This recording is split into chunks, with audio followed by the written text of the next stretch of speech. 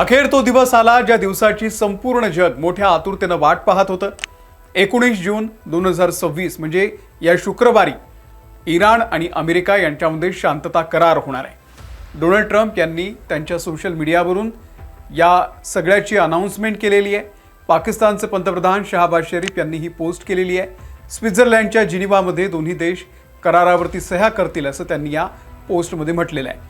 अमेरिकेचे राष्ट्राध्यक्ष Donald Trump यांनी स्वतः जाहीर केलंय की the deal with Iran is a complete. पण प्रश्न असा पडतो की हे एका रात्रीमध्ये कसं घडलं, या डीलच्या पडद्यामागे कोणत्या अटी आहेत आणि यासोबतच महत्त्वाचं हे आहे की ही कायमची युद्धबंदी आहे की हा तात्पुरता युद्धविराम आहे. सगळ्या प्रश्नांची उत्तरं तुम्हाला या व्हिडिओमधून मिळणार आहे. कारण जर ही युद्ध थांबलं तर आपल्यावर जे पेट्रोल डिझेल गॅसचं जे संकट आहे ते दूर होणार आहे. पर्यायानं महागाई आपल्याला रोखता येणार आहे. त्यामुळे हा व्हिडिओ आपल्या सगळ्यांसाठी महत्त्वाचा आहे. आपण या ऐतिहासिक कराराची संपूर्ण इनसाइड स्टोरी समजून घेऊयात. व्हिडिओ शेवटपर्यंत नक्की पहा. नमस्कार, मी अमोल किन्होळकर. आपण पाहत आहात महाराष्ट्र टाइम्स ऑनलाईन. 14 जून रोजी कतारच्या मध्यस्थांनी इराणची राजधानी तेहरानमध्ये सलग 14 ते 17 तास मॅरेथॉन बैठका घेतल्या.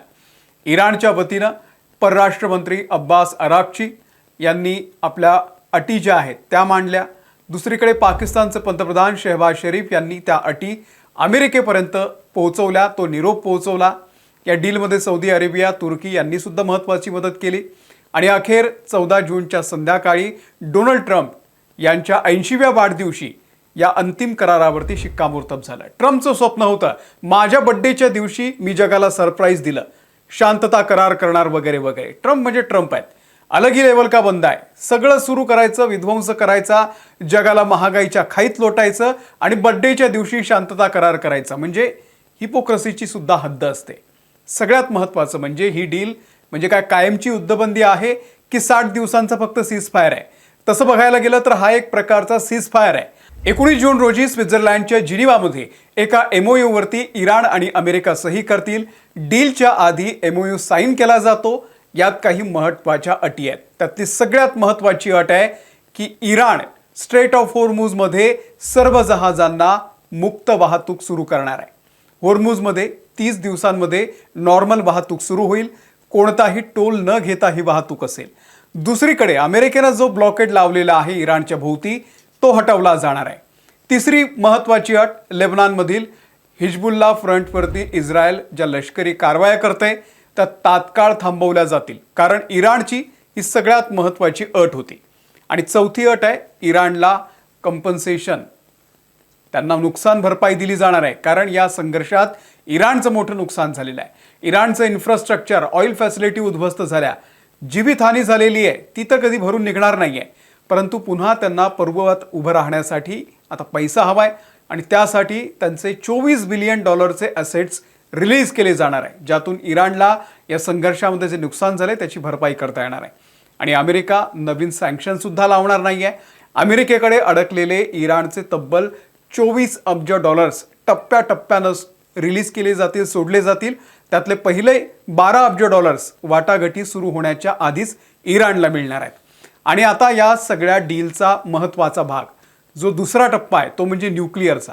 दोन्ही देशांमध्ये असं ठरलंय की आपण आधी या सगळ्यावरती चर्चा करू, सगळं पूर्ववत करू. 2 महिन्यांच्या काळामध्ये न्यूक्लिअरवरती सविस्तर चर्चा होत राहील. बघा, हा जो संघर्ष आहे मुळातच सुरू झाला होता या एका मुद्द्यावरून की इराण युरेनियम एनरिचमेंट करतोय, त्याद्वारे इराण न्यूक्लिअर पॉवर बनला तर आम्हाला धोका आहे असं इस्रायल आणि अमेरिका दोघांनाही वाटायचं. म्हणून त्यांनी इराणवरती हल्ले चढवले.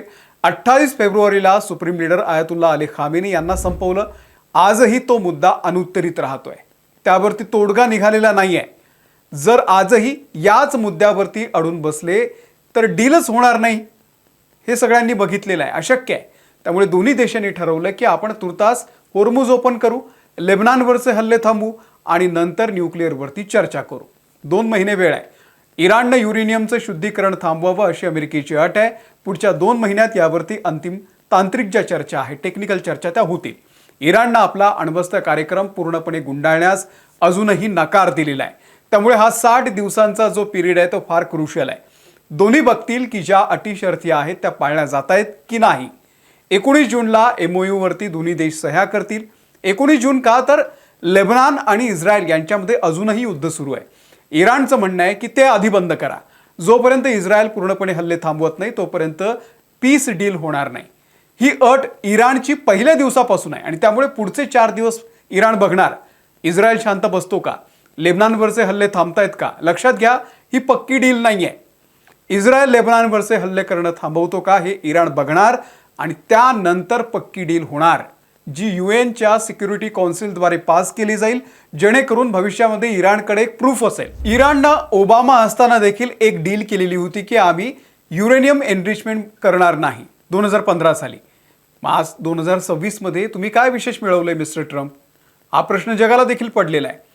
या सगळ्यामध्ये इराणचा एक कट्टरवादी गट नाराज आहे. त्यांचं असं म्हणणं आहे की आपण या संघर्षात आघाडीवरती होतो, मग आपण माघार का घेतोय. आपण आपल्या अटी शर्थींवरती हा संघर्ष संपवायला पाहिजे होता.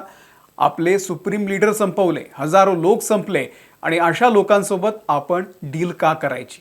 IRGC आणि इराणी जे डिप्लोमॅट्स आहेत यांच्यामध्ये सध्या हा वाद आहे. दुसरीकडे इस्रायलचे पंतप्रधान बेंजामिन नेतन्याहू यांना वाटते की हा संघर्ष थांबूच नाही.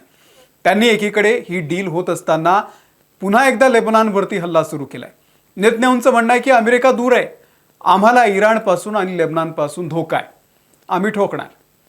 इस्रायलला बेंजामिन नेतन्याहू यांना ही डील नको आहे आणि म्हणूनच त्यांनी लेबनानची राजधानी बेरूतवरती पुन्हा हल्ले केले आणि हेच गेल्या 3 महिन्यांपासून सातत्यानं सुरू आहे. डील व्हायला आली की नेतन्याहू बेरूतमध्ये हल्ले करतात आणि मग तिकडे हल्ले झाले की इराण इस्रायलवरती हल्ला करतो आणि इराण मग परत सौदी अरेबिया, बहरीन, कुवेत या सगळ्यांवरती हल्ले करतो. हे चक्र सुरू आहे गेल्या 3 महिन्यांपासून. ट्रम्प आणि नेतन्याहू यांच्यामध्ये वादही झाले, फोनवरून बरंच काही बोलले ते. नेतन्याहू ट्रम्पला म्हणाले की मला तुमची गरज नाही आणि या कराराच्या वेळी चर्चेचा भाग इस्रायल नव्हतं, त्यांनी स्पष्टीकरण दिलेलं आहे आणि त्यामुळे अमेरिकेनं इराणसोबत युद्धबंदीवरती सहमती दर्शवली तरी देखील इस्रायल या निर्णयाचं पालन करण्यास बांधील नसेल. तिकडे तेहरानमधील कट्टरपंथीयांनी सुद्धा इराण सरकारला बजावलेलं आहे. म्हणजे आता इराणमध्ये आणि इस्रायलमध्ये सुद्धा बेबनाव आहे. जोपर्यंत इस्रायल लेबनानवरती हल्ले सुरू ठेवणार तोपर्यंत हा युद्धविराम होऊ शकणार नाही. त्यामुळे इस्रायल या चर्चेमध्ये सहभागी झालेले नाही आहे आणि आमच्या सीमांचं रक्षण करणं आम्ही थांबवणार नाही असं त्यांनी म्हटलेलं आहे. अशा परिस्थितीमध्ये या पीस डीलचं, शांतता कराराचं भविष्य काहीही दिसत नाही आहे. पण तुर्तास ही थोडीशी दिलासादायक बातमी आहे. आज शेअर मार्केट थोडंसं सावरलं आहे, तेलाच्या किमतीही सावरत आहेत आणि जर ही डील झाली तर तेल गॅसची वाहतूक पूर्ववत झाली तर आपल्याकडे जी महागाई वाढलेली आहे ती थोडीफार आटोक्यात येऊ शकते. पण या जडतरच्या गोष्टी आहेत. 19 जूनला नेमकं काय घडतंय त्याकडे सगळ्यांचं लक्ष आहे. तुम्हाला या सगळ्याबद्दल नेमकं काय वाटतंय? खरंच हा शांतता करार होणार आहे का? आणि इराण जो करार करतोय अमेरिकेसोबत त्यांनी त्यांच्यावरती विश्वास ठेवायला पाहिजे का? कारण याआधी सुद्धा अनेक वेळा इराणनं अमेरिकेसोबत अशा पद्धतीचे करार केलेले आहेत, पण अमेरिकेनं इराणला कायम धोका दिलेला आहे. पुढे काय होतंय, तुम्हाला काय वाटतंय? कमेंट करून नक्की सांगा. धन्यवाद.